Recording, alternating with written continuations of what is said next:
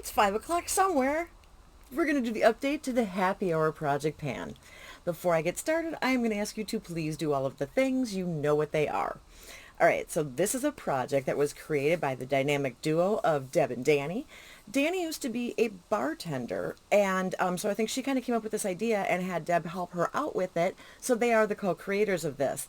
Danny is Danny's makeup, Deb is Deb B. They did it in collab with the Fantastic Ladies. You know all of that is going to be linked in the description box for you. So, the hashtag on this is hashtag HappyHourPP. This project started on November 12th of 2022, will end of November 12th of this year because that is National Happy Hour Day. Now, it is a roulette style project, 5 prompts at a time because it's 5 o'clock somewhere. And I think that's everything you need to know for the beginning of this.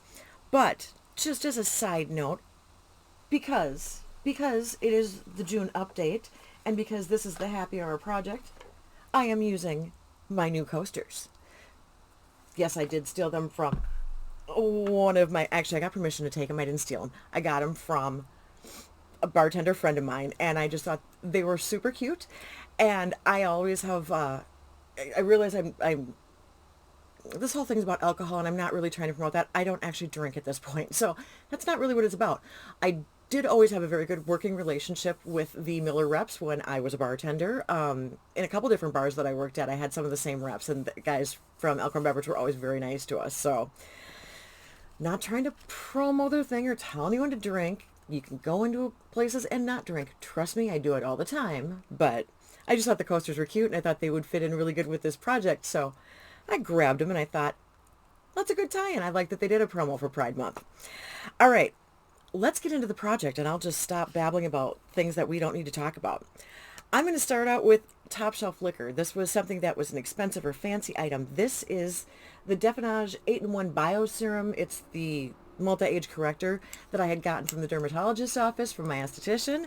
This is actually finally completed. This was in here for several months. The last update I have is April. Did I not do, I might not have done a May update. That might have been missed. Wouldn't surprise me, but I did finish I think I finished it in May because there was still some left in April.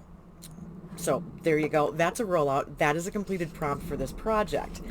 Then the next thing that I am going to show you is Mardi Gras, and that's a fun or colorful item. I went with the Natasha Denona Mini Tropic palette because I thought the colors in here were just really fun and festive. And I don't see this as a palette where I'm going to use all of these colors in a look. Just saying. So I put it in for 2 uses on each color. And you've got Mini Frost, Exotic, Laguna, Tiger Lily, and Xena. We're going to swatch you up. And I am going to tell you the truth. I did record this once already and did not have the right microphone going. So there was not any sound. So hopefully I don't forget anything this time around. Mint Frost, Exotic, Laguna, Tiger Lily, Xena. And I'm going to tell you right now, that never swatches. Tiger Lily swatches really badly for me, and I do not know why. Because on my eyes, it's a lovely color, and it just isn't swatching worth a squat. But that's okay. That is all of the shades in the palette. And on my fingers, and now everywhere all over, because I'm a mess. Okay, seriously, I really am a mess. We'll get this off of here. All right. That I have used. The reason I was telling you this is because I've used every shade twice, but I've actually used these three times each. And these 2 I'm wearing today, although you can't really tell because I did not like the way my look came out and I put more stuff on top of it. But they are in there. So that is a rollout for this project. I actually did hit my goal on that, and so that one is done. Now, I actually had more than 5 in here. And the reason that I did this is because I put a couple things in early so that I would have them in for a particular start date.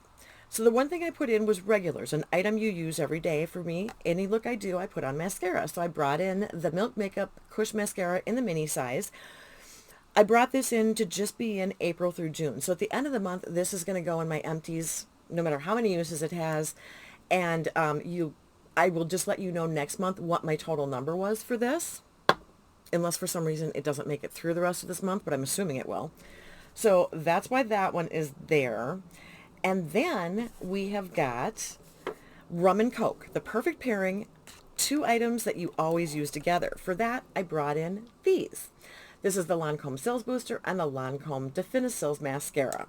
Now, you've seen me use all of these before. These are, well, these two at least, are holy grails, and I'm either using a mini or a full size, and I always use them with another mascara. And the reason I'm showing you all of this is because there is a distinct difference in one, so you're getting different things from the mascara. This one is starting to get a little clumpy, by the way. But I brought those in to start April 1st. So I brought them in at the March update, but didn't start using them until April 1st. And because these are full size, not minis, I'm going to see if I can get them to hold out until the end of July. So we will keep you updated on that progress. Those are staying in. And this is something I always use together. I very rarely use one thing and not the others. That's why I think, to me, I kind of had it in my head as one thing.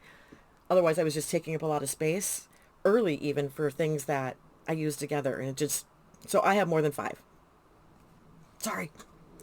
All right. Then I have Mule, something in a copper cup. So an item with metallic packaging. I brought in the Hard Candy Eye Def Metallic Eyeshadow. I figured the eyeshadow is even metallic. That works. This is in crystal. This is lavender. Now, I put this in for 5 uses because I wanted to try it out, because this is a liquid eyeshadow. And it's lovely, but I don't play well with liquid eyeshadows. I've used this once. I just put it on completely naked eyelids with no primer, no nothing, just because I wanted to see what it did. I wanted to see where the glitter ended up. I wanted to see, yes, I did have that whole sticky eyelid feeling, so I'm going to have to, like, put it on, maybe smear it out. It's very light, so it's kind of a toppery thing or just like a center thing, but I'm going to have to be careful to not blink and get it up into everything else, and it did eventually kind of crack on me. Now, I don't know if I'm going to have that problem with a primer and with other stuff, but I haven't tried it that way yet, and I've been afraid to use it with other looks simply because if I do have those problems, it will ruin the whole look. So it's staying in. I need to keep messing with it. It's pretty. It's metallic. It's lavender. I mean, it's good, but I don't know performance and formula-wise if I love it. And that could be a me thing. Like I said, liquid eyeshadows and I don't always get along. We'll give it a shot. All right. So that is everything that I had in the project. Then I'm going to tell you what I'm bringing in. So I am going to bring in Margarita. This is something from a Latin X brand. I was going to say Latin X brand. And I'm going to bring in the Lunar Beauty liquid lipstick. This is in the shade Perfection. It's got a bit of an angled doe foot. Can you see that? That it's not straight, that it's angled. I think you can. This is a very interesting, neutral, nudie. Going to be brown on me, you guys. It's going to pull brown. Very brown. But I'm going to bring it in for 5 uses and see if I can't play with it. Get it to maybe work with some lip gloss or like over a lip liner or something like that to kind of switch it up so it doesn't pull too brown. So we'll mess around with that for 5 uses. And then I'm bringing in Sex on the Beach. So dirty. Something sex themed. I'm bringing in the NARS Orgasm Blush, of course. And for some reason, I can't find a regular size.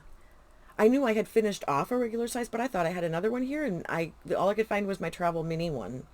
So that's what I'm bringing in. I'm going to bring this in for 10 uses. You guys have seen it before. It is your standard peachy, pinky, kind of shimmery. You all know what it is. Well, most of you do. It's hard to see on my hand. This is a really good shade for me. This is a really good everyday. If I angle just right, you can see the pink. Yay, there it is. So I am going to bring this in for 10 uses, I said. And we will see how long that takes me. All right, this one is going to be nice and quick, you guys. I don't really have much to say because I've already said it and then had to delete it. So we're going to go right into the music moment. The music moment for this episode is going to be the song by Nathaniel Rateliff and the Night Sweats. The song is SOB, which, yes, it does stand for son of a bitch. And that's just what it is, and I can't really change that.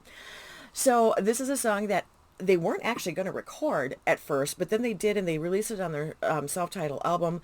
The song, I think, as a single was released in 2015. They performed it on the one with Jimmy Fallon, whichever, the Tonight Show, I guess, with Jimmy Fallon, whichever late night show he does. And it actually was really well received. It got radio play. It's a very fun, rousing for song. But, and I'll link a video for you, of course, in the description box.